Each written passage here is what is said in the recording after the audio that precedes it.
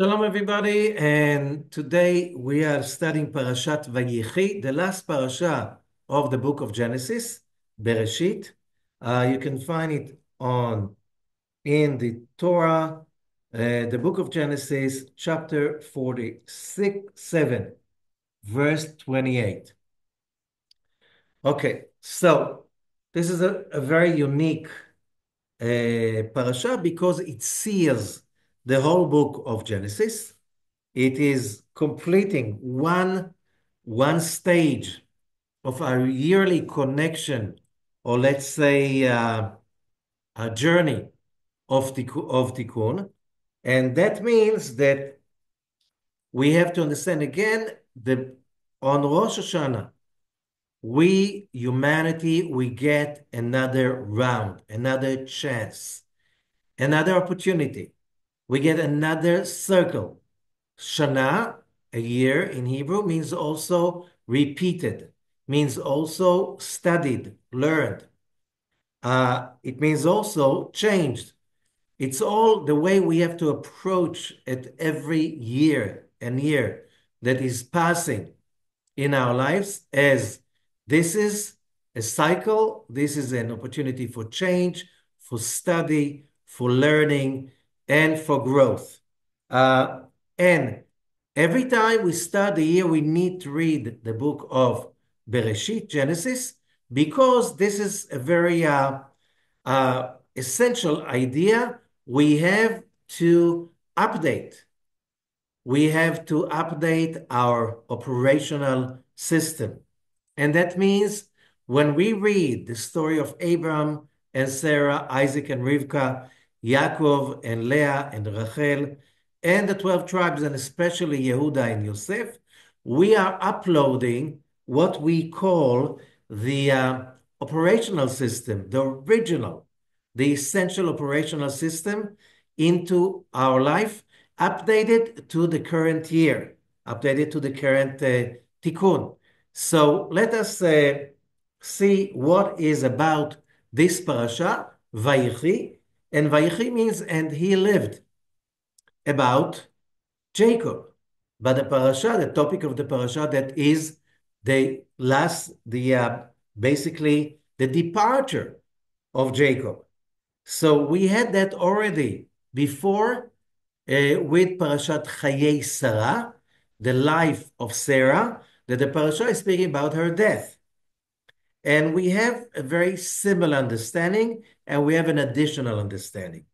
The understanding with Sarah was that she basically lived a double life, because it says the lives of Sarah, and it repeats again and again in the same verse, life in plural.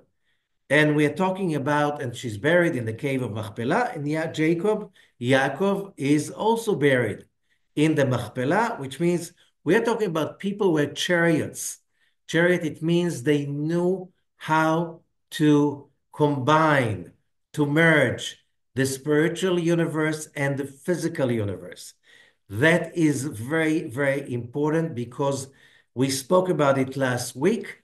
It is the understanding this concept will help us to understand the tough days we are headed into, which means the days of collision, of civilization in collision, the clash of civilizations. What we're talking about, the perception of the universe as a physical reality.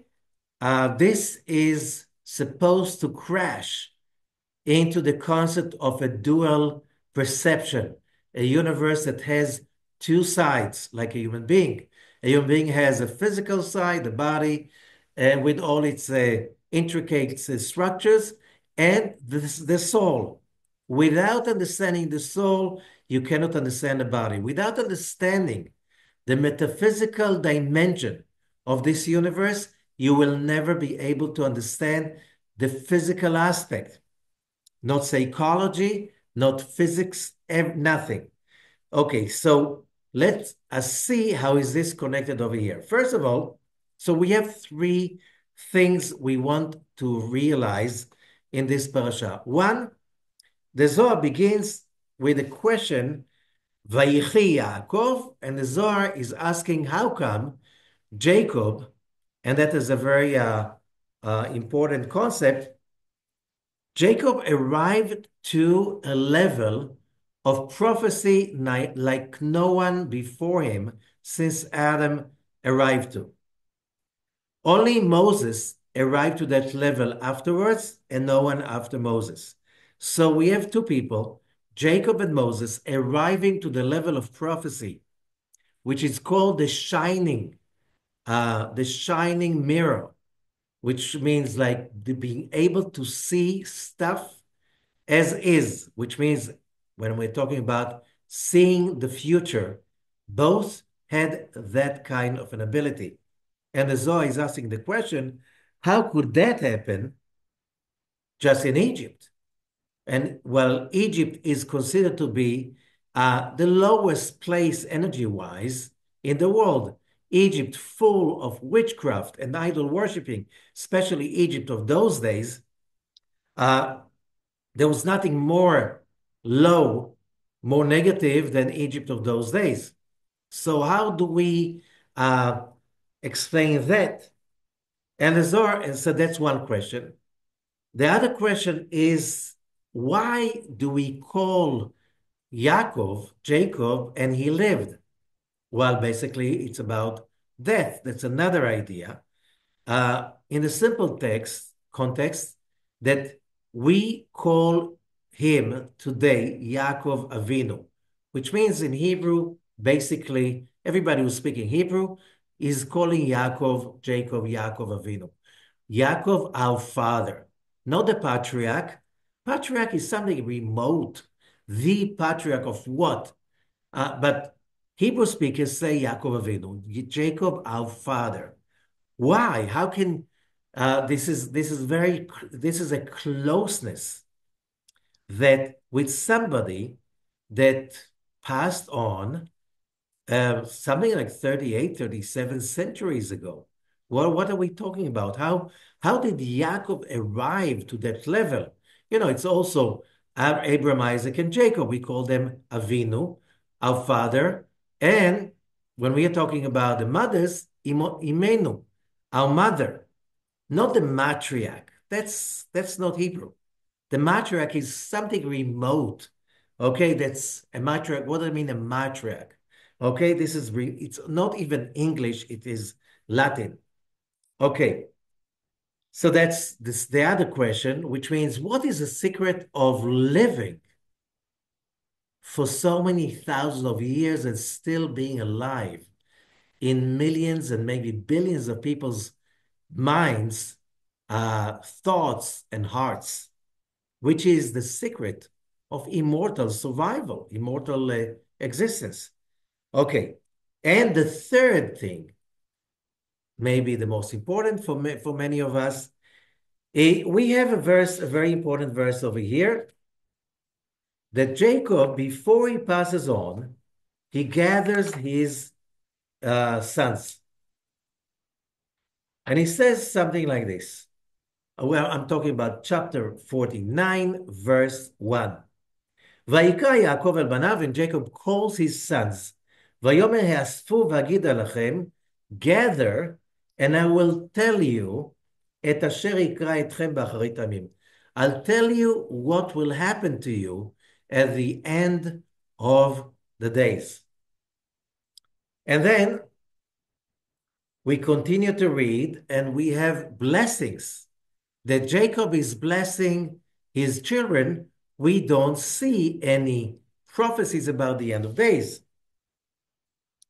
So the Talmud is trying to give an explanation. Rashi is giving a summary of that idea.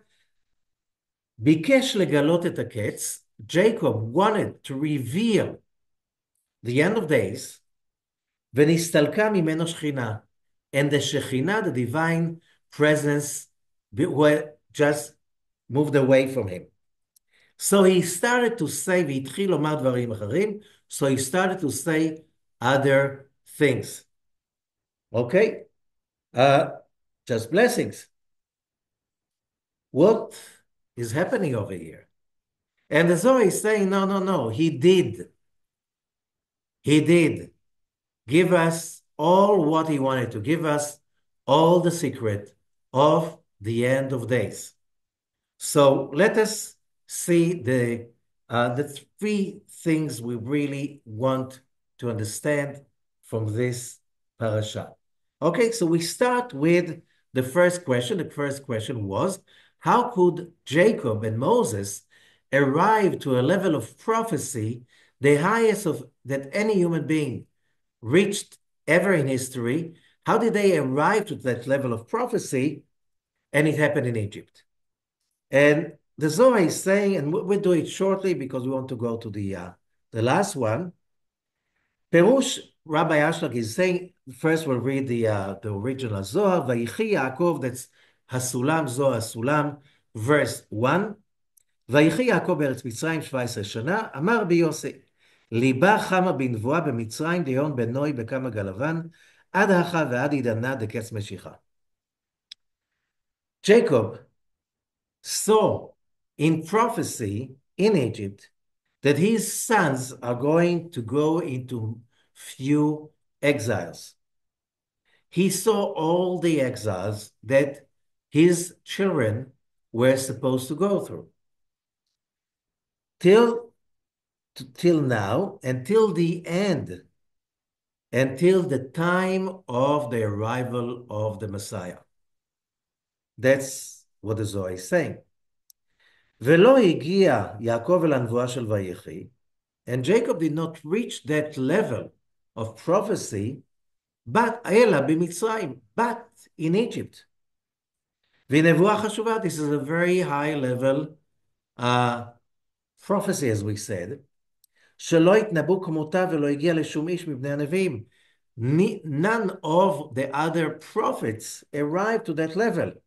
אלא לו למשה בלבד, but him and Moses alone.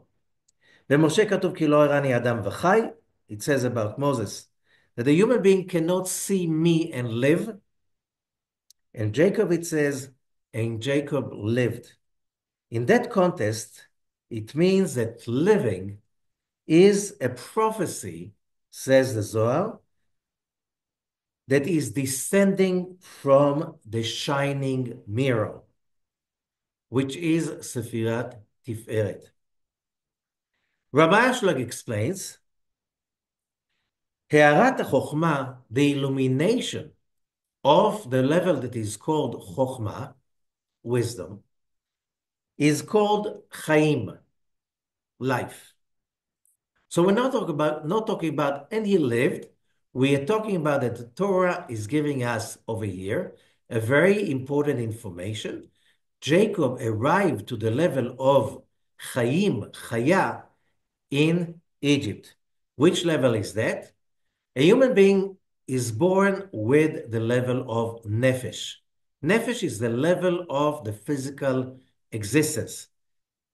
Animals, they also have Nefesh.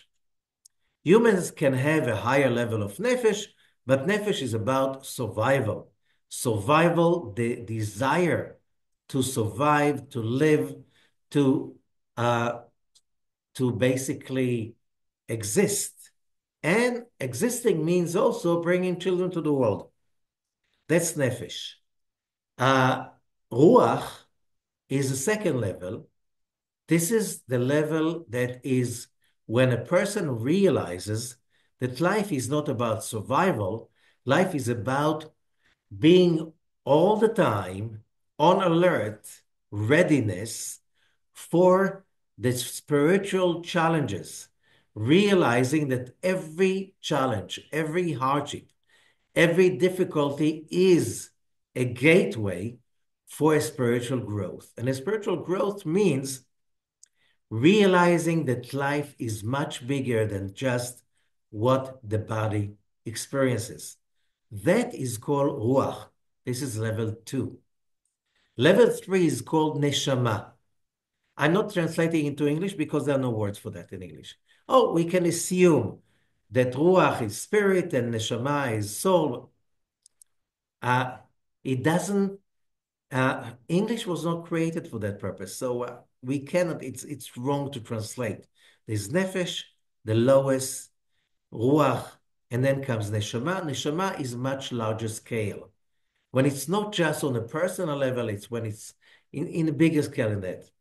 But there's a fourth level from the bottom, which is called chaya. That level is above neshama.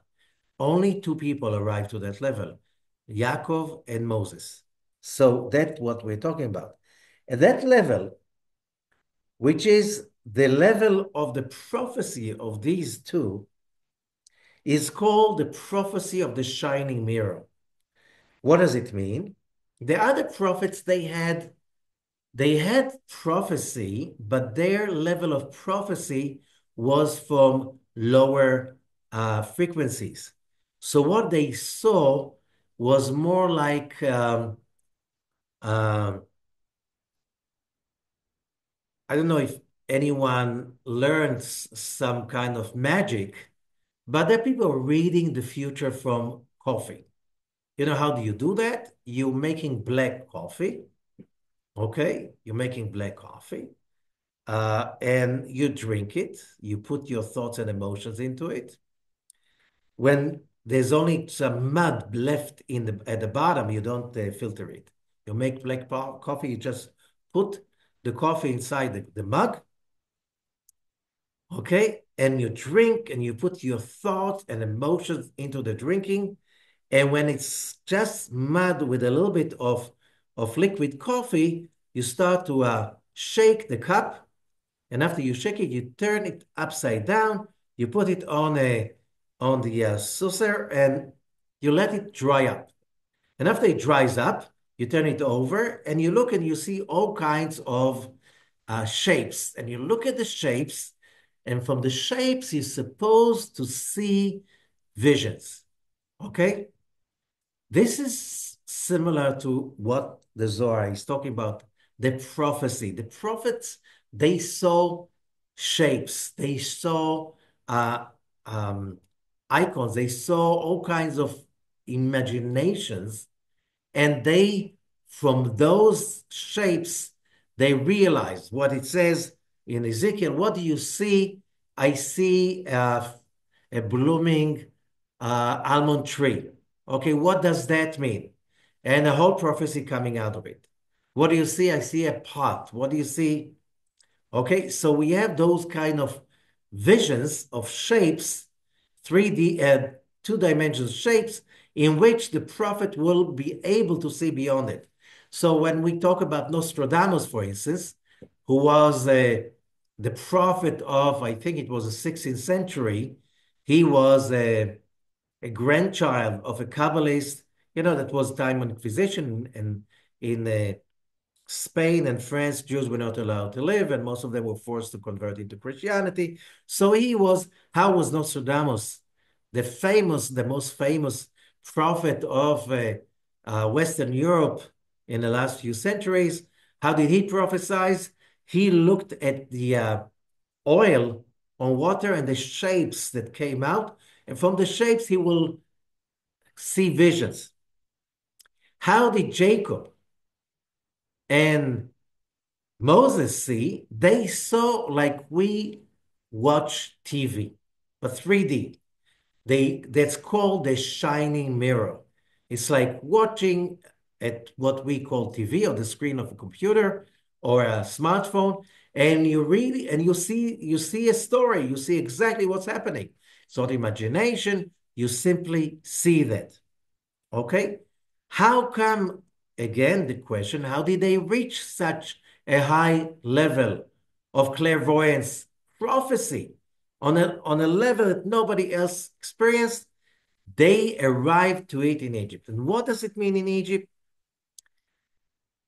Jacob had to run away. He ran away from his brother who wanted to kill him. He had to run away from his uncle. And his father-in-law, the same person was his uncle and father-in-law who wanted to kill him. And then again, he was almost killed by his brother. Then he had to run away from Shechem. Moses ran away from Pharaoh, wanted to kill him. That's called, the Zohar is called Achoraim, backwards, the back. When you see God from the back, like you feel that God has turned his back to you, and you still work effortlessly over emunah, your connection, your unconditional connection to God, feeling the creation, the creator, connecting them with every part of your soul, with every cell of your body. Out of those difficulties, when your life is at a constant threat, when your mere survival is threatened ongoingly, and you still stay in constant connection with the presence of the Creator, although your senses, your emotions show you that God has turned his back to you. This is the condition to achieve such a connection in which you can see the past, the present, and the future like a vision, like you see 3D with color, with sound, and you can look all around the universe, above time, above space, and just know what's going on. Only when we overcome the emotions of fear, horror, anxiety, uh, anger, all those emotions of negativity that are being produced by our animalistic brain, by our nefesh. I have to survive. I need to fight. I need to go into a flight. I need to freeze and make myself dead. That's what animals go. We have to face the animal within us, the nefesh, the body consciousness, the physical perception of reality. And we always have to transcend above it, realizing that every event of that nature, of threat, pain, negativity, feeling that God has left us, every time we feel that and we overcome and we reconnect, that is our purpose as human beings. And that's why we need to go down in order to soar up to the heavens. We have to face the hardships. We cannot run away. Of course, you can run away, and then it will, run after you, because the basically the calling of our soul is reaching that clairvoyance, that ability to be beyond the body limitation, because this is what we're here for. Yes, God gave it to us as we were created, but we cannot receive that for free. We have to achieve that by our own merit, by our own work. And that is the daily work, year after year, day after day, hour after hour. This has to be the consciousness. And Jacob, who went through the biggest hardships that anybody else went through, and he still stayed with such a great connection to the Creator. And therefore, he arrived to that level of realizing that everything is good and being able to see that. And that's why it says 17 years. Why do we care how many years? But 17 is a code word. 17 is in numerical value, tov, good. It was all good. So that's one thing. And the second thing is about the immortality of Jacob. And here we read in the same story that the first thing we hear about is that Jacob is inviting Joseph and his two sons, Ephraim and Manasseh, to be blessed by him. And the most important words that he's saying to them is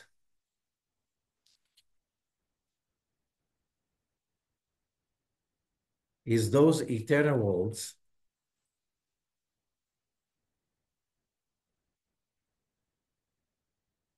where it says,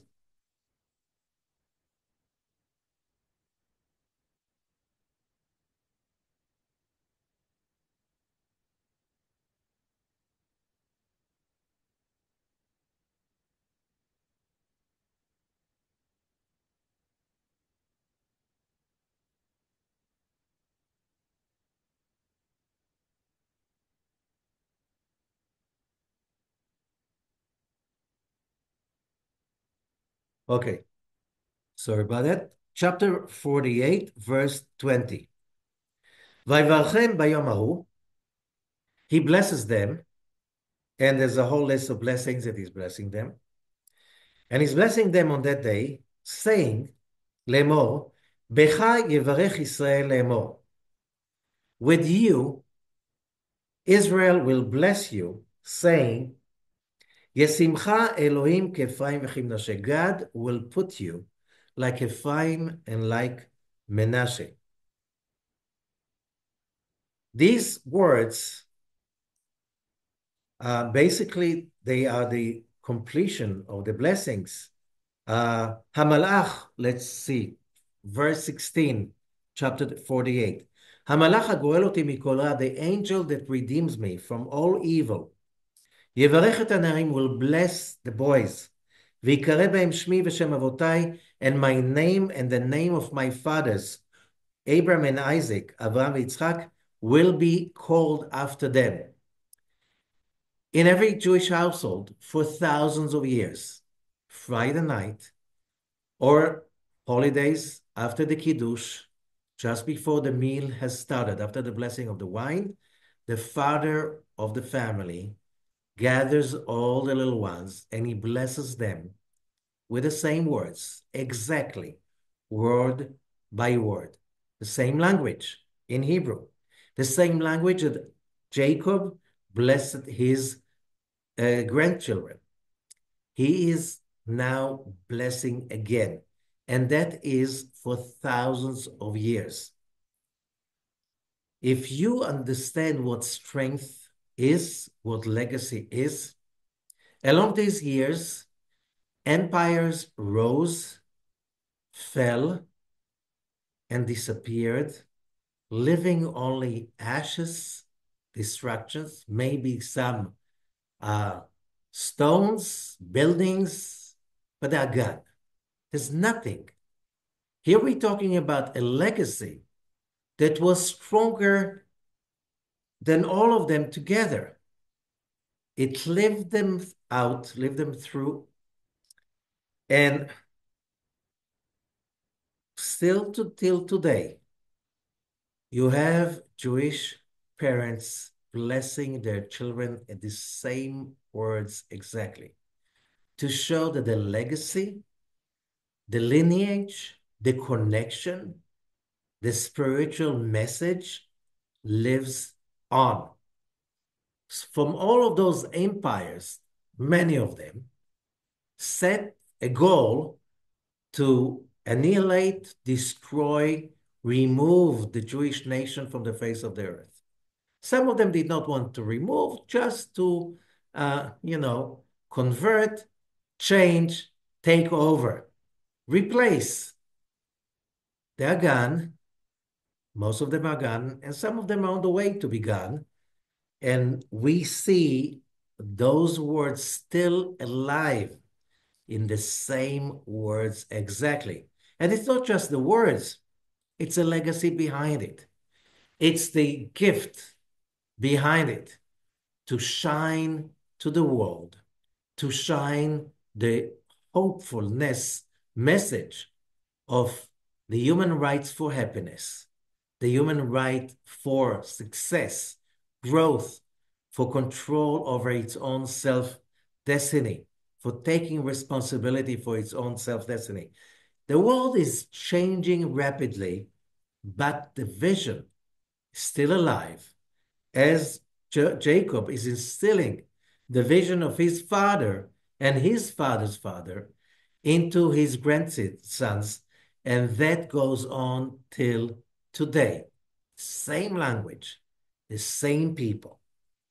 And that is strength, that is stronger than the biggest armies in the history of humanity. They are gone, and this is still alive. Remember that what is the secret of having a legacy and being still alive in the minds of millions and billions of people? Not just being alive, but having a vision that you share it with your grandsons and on and on and on. And now most of the world is holding to the same vision. That idea that the human being was created in the image of God, and therefore every human being has the right for self-determination, for freedom. Oh, we're not there yet, but from 38, 37 centuries ago, we have advanced so much forwards. The ability of humans right now to have access to knowledge, and knowledge is the power, that without knowledge, without access to knowledge, you have no power to really arrive to self-determination or self-definition. So that in mind, we can move to the third concept, which is the concept of Acharit Hayamim, the end of days. So we read that in, let us just start. We skip towards the end of the parasha. You have to remember that the Zohar commentary on Parashat VaYehi, although Parashat VaYehi is a very short parasha, I think it's the shortest parasha in the whole book of Genesis. It's made of less than 100 verses, if I'm not mistaken.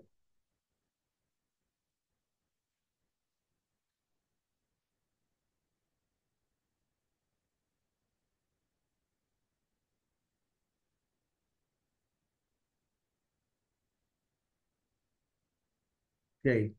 It has 85 verses, which is like the shortest parasha in the book of faith. But it has a whole volume in the Zohar. It's a whole volume. It's a whole volume in the Zohar of Parashat VaYehi, just about VaYehi. So there's a lot of stuff over here. So let us see what the Zohar is saying. As we said, Rashi, the Talmud is saying, okay, Jacob wanted to tell about the end of days, and he forgot. Let us see. Okay, we read it in the Zohar of Perush Sulam, verse 517. בהאי שעתה דיעקב קרא לו, הסתלק מיני שכינתה. והוא כמוה. ותחה זה בשעה דיעקב אבקר אל לבנו, הזדמנו אברהם ויצחק תמן, או שכינתה על גביו. שכינתה הווה חדי ביעקב, להתחברה באברהם. להתקשרה עם נפשיו כחד למעבר רתיחה. So, there's a happy opening. The same time that Jacob summoned his sons, the Shekhinah, the divine presence, had been removed from him. And we already explained that. Come and see. Beshash Yaakov, when Jacob was calling his sons, Abram came over there, Isaac came over there, their souls, and the Shekhinah, the divine presence, came with them. So there were all three of them, Abram, Isaac, and Jacob, with the Shekhinah, all together. והשכינה הייתה שמחה ביעקב, and the Shekhinah was rejoicing with Jacob. להתחבר עם האבות, because the union, Jacob was leaving, and he was getting ready to unite with his father and his grandfather. להתקשר עם נפשם יחד להיות מרכבה, to get their souls together, to become together the chariot that is called Abram, Isaac, and Jacob. That chariot that is the key for every human being to connect to the tree of life. And therefore, it doesn't matter if you're Jewish or not. When you say that I believe in the God of Abraham, Isaac, and Jacob, and you really mean that, and you really want to connect your soul together with Abraham, Isaac, and Jacob to serve, to be a vessel to connect to the creator's project of this reality, you're connected. This is what you need to be. This is where you need to be in. Therefore, also, if you're Jewish and you pray in the morning, and there's a halacha, the law says that when you start the highest level of the prayer, which is Tfilat Amidah, the silent prayer, and how do you start? Blessed are you, God. Baruch atah Hashem Elokeinu ve'Elokei Avoteinu. Our God and the God of and the Lord of our fathers. Elokei Avraham, the Lord of Abraham. Elokei Yitzchak, the Lord of Isaac. Ve'Elokei Yaakov, the Lord of Jacob. If you were not really focusing on that when you said that, you just said it by heart, you have to go back to the beginning. Because without that connection, you're not online. You're not really connected to the grid, which is called the tree of life, which is the main engine of life and tikkun and creativity and growth that finally will bring every human being towards the final completion. We were all created by one God in his image to reach our completion. If one human being would not reach completion, it's a problem from the creator, because if the creator is infinite, with infinite power, there's no way he created someone to fail the journey to reach completion. It's like each one of us was created to be the vessel of God's infinite light. If we don't get that light, it's not a problem with us, it's a problem with him. It's his problem. Therefore, there's no option. That's why it says is in Samuel 2:14, Ki lo idach mimeno nidach. No one can be cast away from him. Why?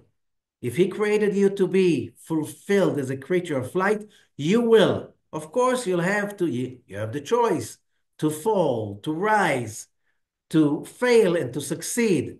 But in the long run, everyone must come to the finish line as a victory.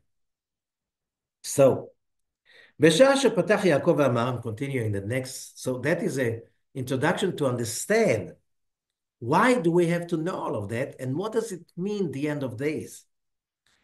בשעה שפתח יעקב ואמר, as Jacob opened that connection and said, Heasfu, gather, and I'll tell you what will happen to you in the end of days. What does it mean, the end of days? Acharit in Hebrew does not mean just the end. Acharit means also purpose. Acharit davar. It's the purpose, the completion. And that is the Shekhinah. The Shekhinah is that name of when humanity is reaching final completion. She, Sof HaSfirot, this is the end of all the illuminations, of all the Sefirot, all the emanations. בזה שאמר שיקרא אתכם באחרית הימים, when he said, I'll tell you what will happen to you at the end of days. שהזכיר את הגלות, at that time he remembered, which means he mentioned, the end of days, you need to understand the exiles. Not just the ups, but also the downs. נתן עצבות בשכינה. He injected sadness in the Shekhinah. ונסתלקה. And the Shekhinah had been gone away. The presence had been removed. Why? Because you cannot have the Shekhinah when you are sad. You cannot be sad and holy.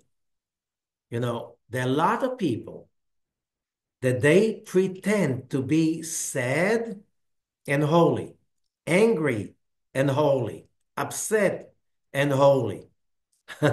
Doesn't go. This is an oxymoron. Holiness goes with happiness. The moment there is sadness, anger, there's no holiness. It's gone. It's removed. Don't let people to basically give you fake stories. Because when somebody is angry, he's not with the Shekhinah. When somebody is sad, he's not with the Shekhinah. Oh, he has the right to be sad, but the Shekhinah cannot dwell. Jacob got sad when he realizes the horrors of the exile, and he lost the Shekhinah at that moment. However, when his sons gathered, and all of them together said, Shema Israel, Hashem Elokeinu Hashem Echad, Hear, O Israel, is one God, our God is one. The Shekhinah came back.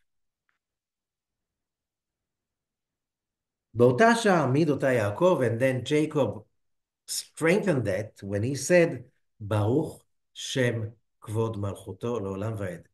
That is what we say in the morning prayer and in the evening prayer, Shema Yisrael and Baruch Shem Kvod Malchuto Leolam Vaed. ונתיישבה השכינה במקומה. And the Shekhinah is being settled in its place over Jacob and his sons. So why don't we read the prophecy about the end of days? Yes, we do.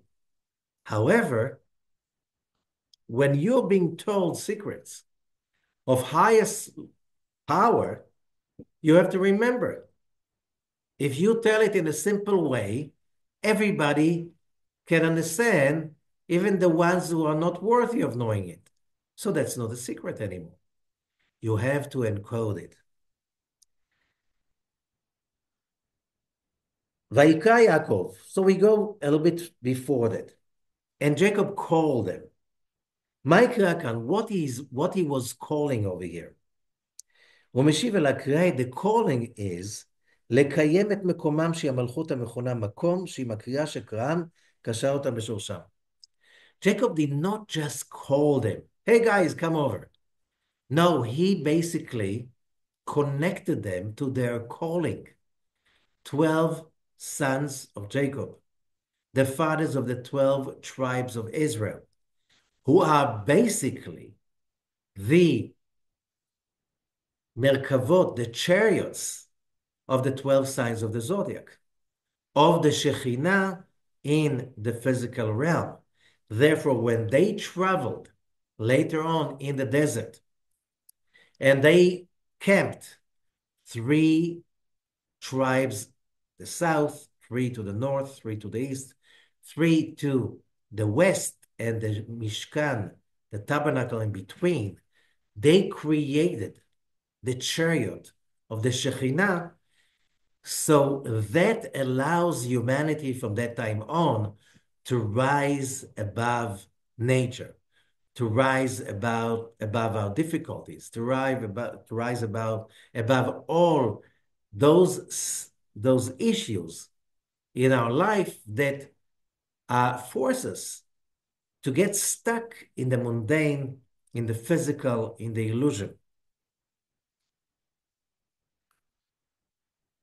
So that was the calling of Jacob. He basically, over here, he's initiating them to be the chariots of the Shekhinah.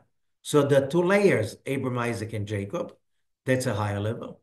Then we have, according to the Kabbalists, the 12 sons of Jacob.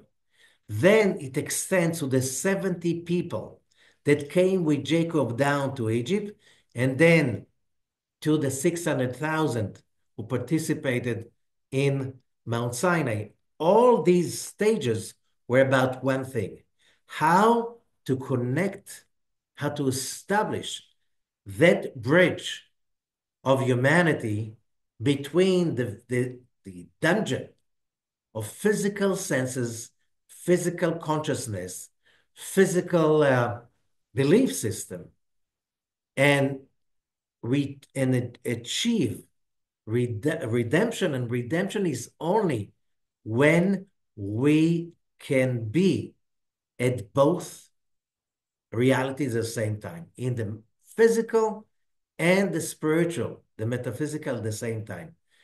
Only when we reach that level, we will be redeemed.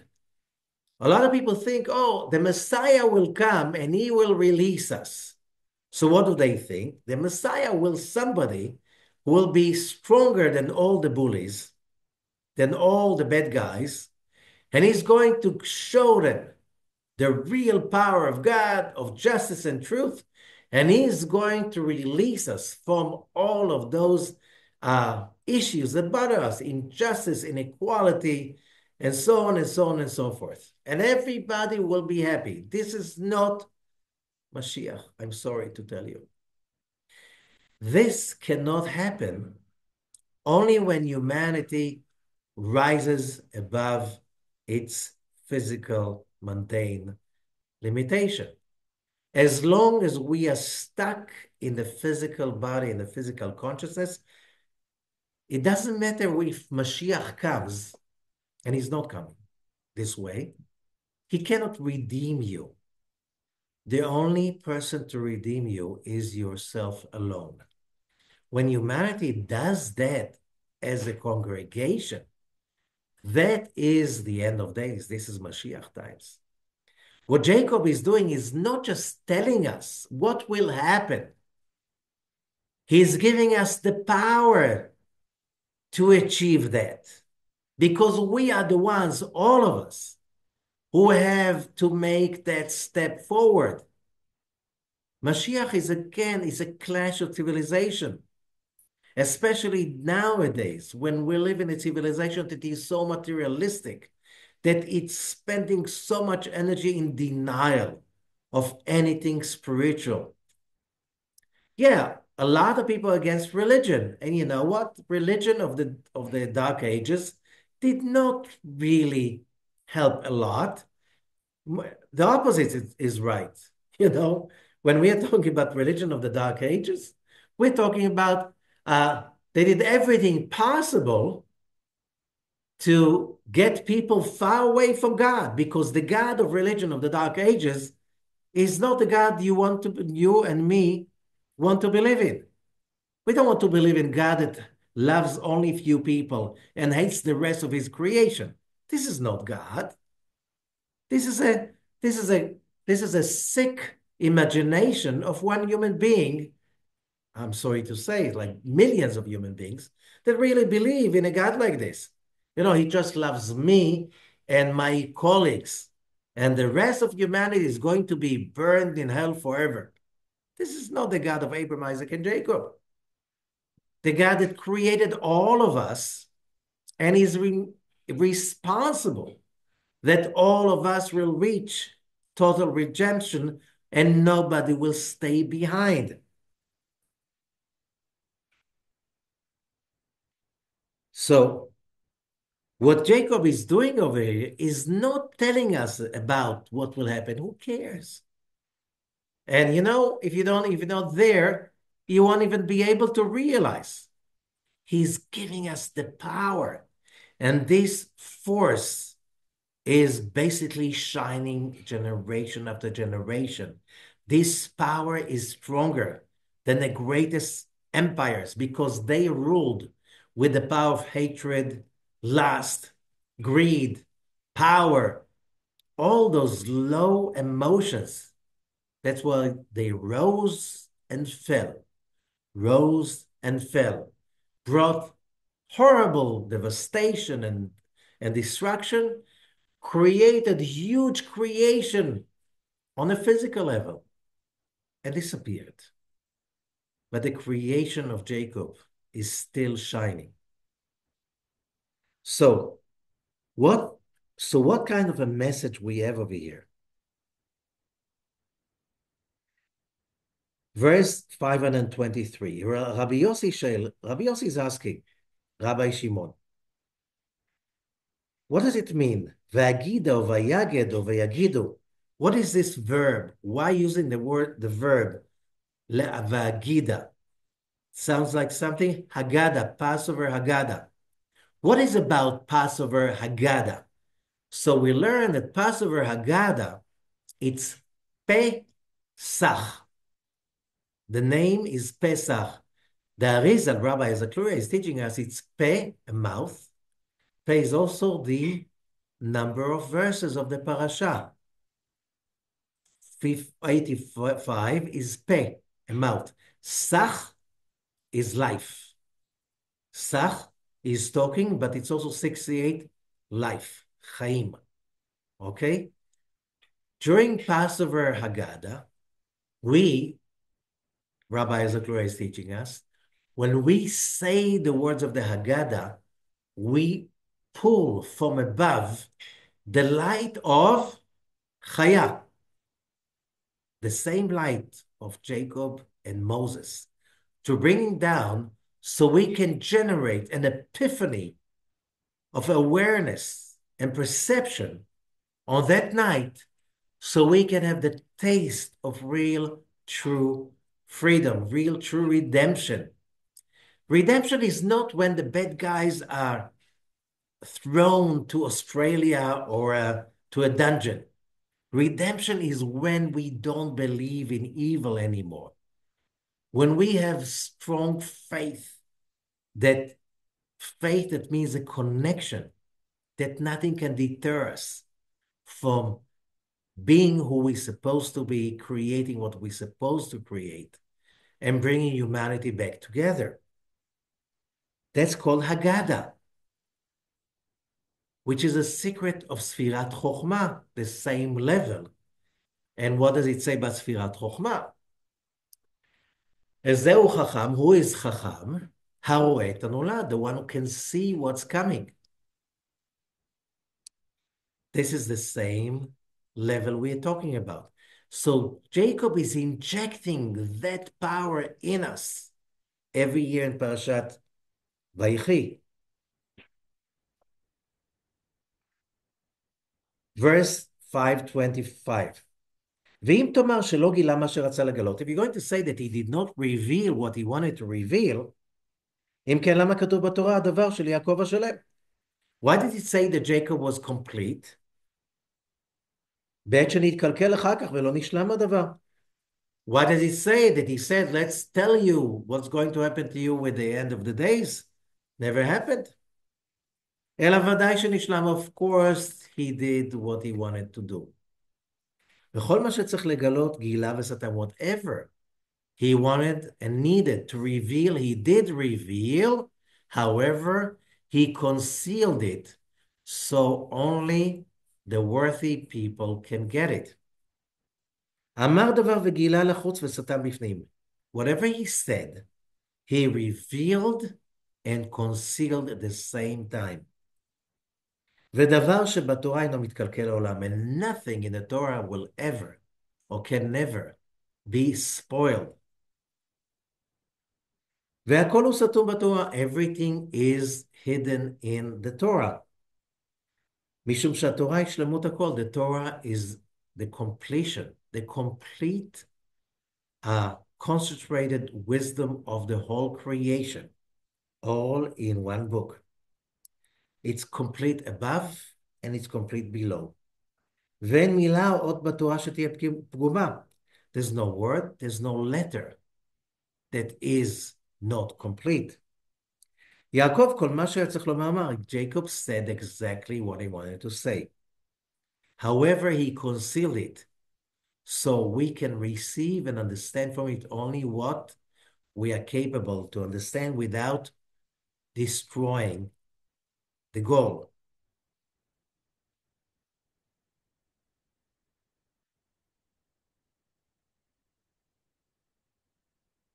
So let us try to reveal some of that stuff,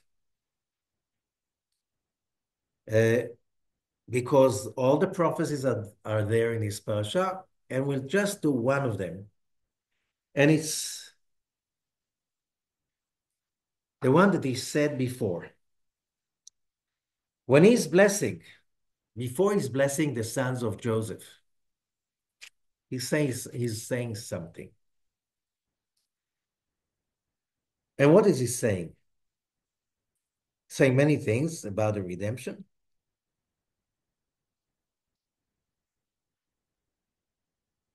And in the redemption, he's saying, I'm just trying, there's so many of them.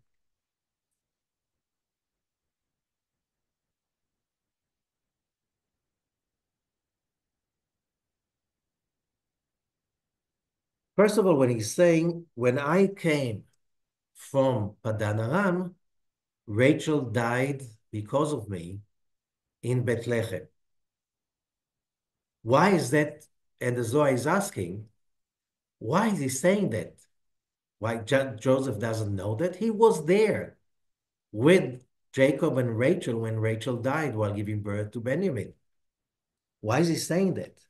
No, that was a prophecy, says the Zohar. And he's speaking about the exile. He's speaking about the exile of the Israelites going to many, many nations around the world.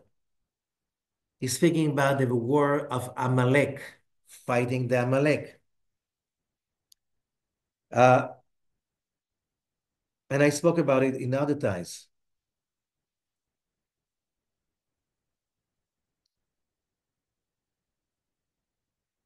He's speaking about something very amazing. This is a commentary of the Rabbi Avraham Azulai. בעת שיבוא המשיח, is asking the question, why is it when he's saying that he's speaking about the children of Joseph,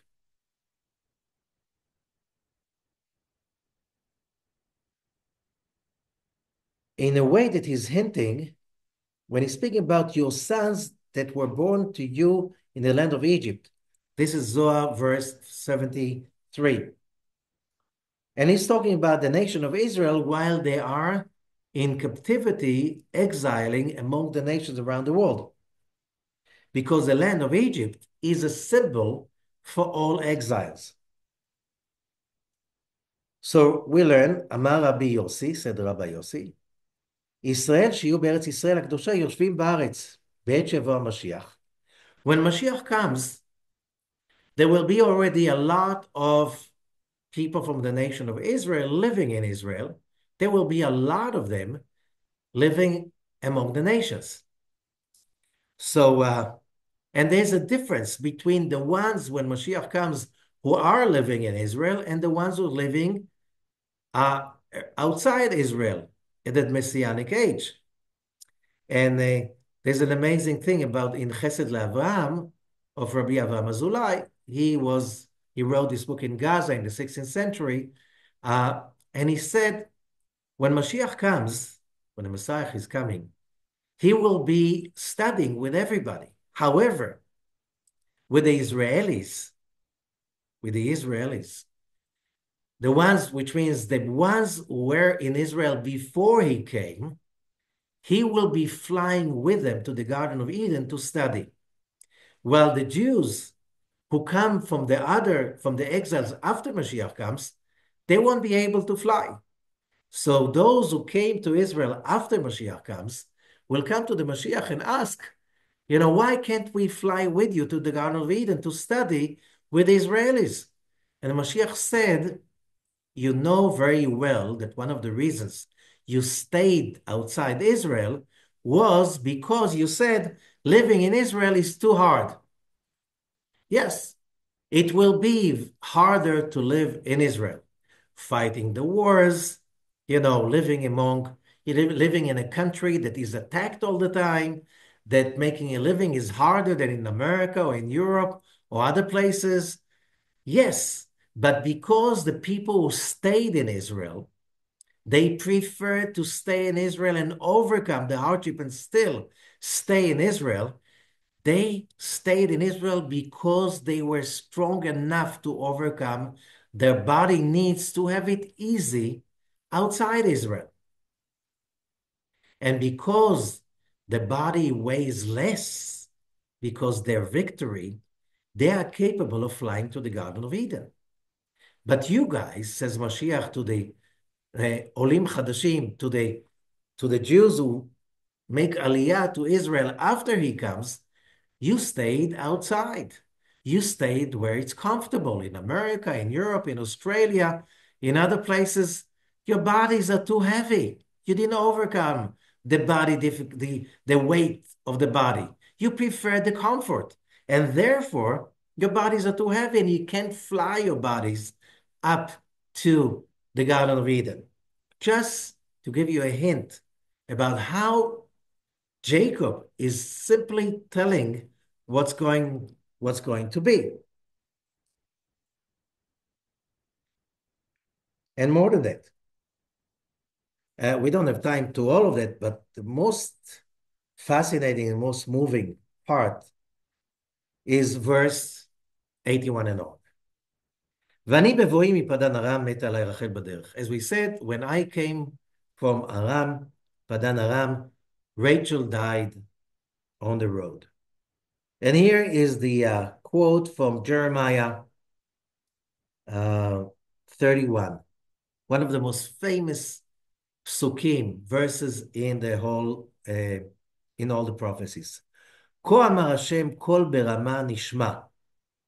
So said God, a voice is being heard. Rachel מבכה את בניה. Rachel crying for her sons. And then God is answering her crying. כה אמר השם מנעי קולך מבכי. God says, stop your voice from crying and your eyes from tearing. כי יש שכר לפעולתך, because there's a reward for your action. ושבו בנים לגבולם, and your sons came back to their place. And the Zohar says, ולא אמר וישובו, doesn't say they will come back. They came back. Why? Why in past tense and not in future tense? And the answer is like this. This is not telling something that is going to happen. This is a promise. This is a vow. It's a vow that's saying, from God's point of view, they already came back.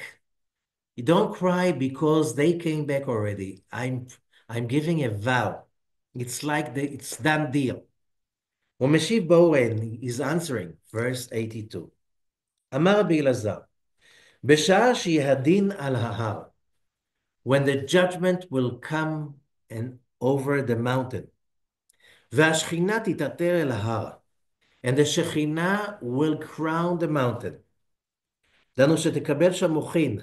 It's all codes words about the Shekhinah must receive the ability, the power of thinking of Abraham, Isaac, and Jacob as a whole, all the nation and the whole world, in order to be able to accept and welcome Mashiach. As that process is happening, which means the upgrading of the consciousness of the people of Israel and the rest of the world, and that will be a very hard process. And the Shekhinah is feeling like her children will be killed in the judgment, in the wars. And it's not going to be like this. And this Vasodu, and the secret is Zuoni Akara lo Yalada Pitzchi Rina V'Tzali. Lamadnu, we learn already. Rabim יהיו בני הכיסא מן בניה עצמה. ואז תשוב השכינה לבעלה ביום ההוא, השם אחד ושמו אחד. It will look like the whole Israel is going to fall apart and destroyed. We had that already a few times in the last few decades, especially lately. However, that is not the story. It's going to be very hard. So when it says, Shavu banim legvulam, and your sons came back to their place, the sons came back already from the hateful land. They're already redeemed in the past tense, because from God's point of view, it's already happened. And then it continues. So when it says like Israel, Israel is also a name of that level that the Shekhinah has to attach to in order to the world achieve and experience redemption. Why Jacob has to tell that? Because when we come, כשנבוא מן גאולת ישראל, when we come back to the land of Israel, the Shekhinah will wake up and there will be a war with the nations.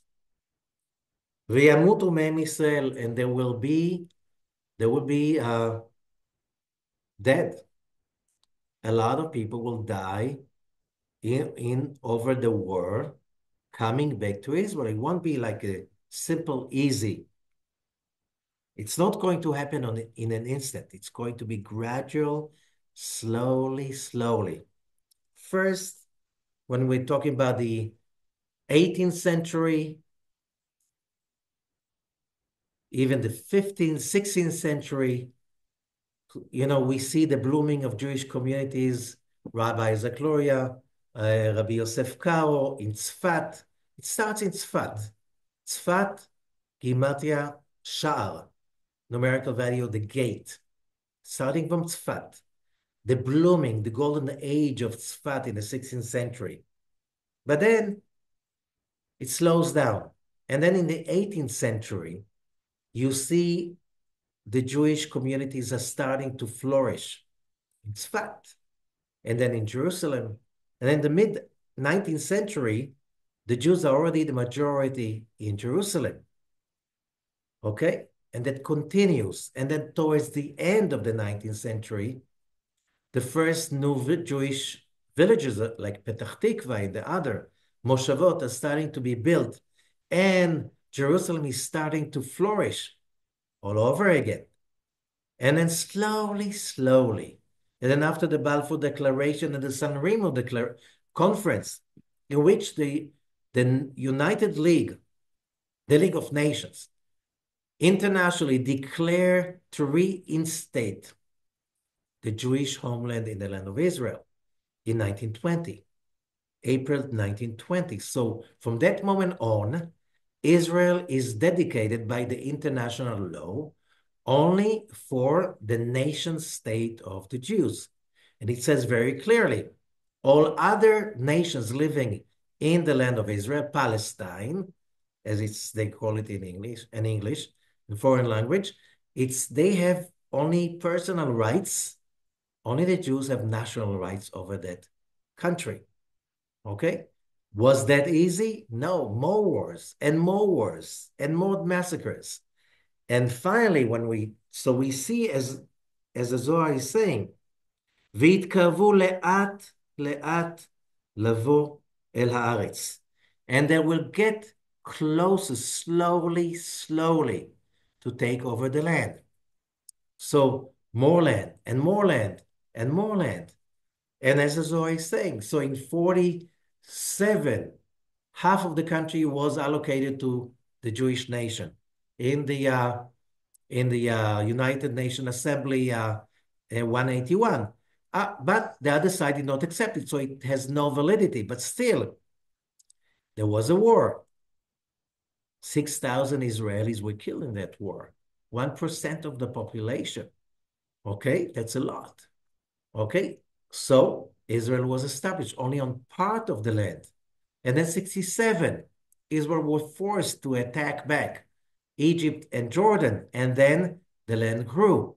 And also the Golan Heights, and it's growing and growing because, as the Zohar says, le'at, in Hebrew, in Aramaic, it says biz'er lemeitei, like small steps moving forward. And as that happens, the Shekhinah will be crying for all of those soldiers and people that will die in the acts of terror and war.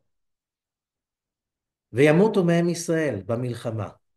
יאמר לקדוש ברוך הוא שהיא בוכה, and then the Shekhinah will be crying for the losses, and God will say, do not cry for your children that die. Don't be afraid. אל תפחדי, שכר יש להם לבנים שמתו.